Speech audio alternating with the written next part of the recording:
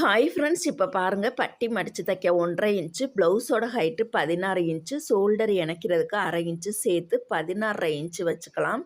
இப்போ நார்மல் கழுத்து அகலம் எவ்வளவுன்னு பார்த்தீங்கன்னா, கட்டிங் அளவு 2.25 வச்சுக்கலாம். 44 சைஸுக்கு தைச்சதுக்கப்புறம் நம்மளுக்கு கூடுதலாக கிடைக்கும்.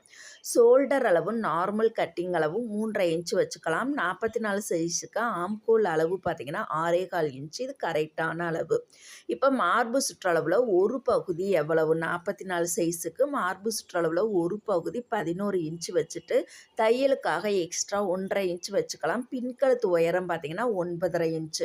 இந்த 44 சைஸுக்கு எல்லாத்துக்குமே 9.5 இன்ச்சு வருமானு கேட்டால் கண்டிப்பாக கிடையாது.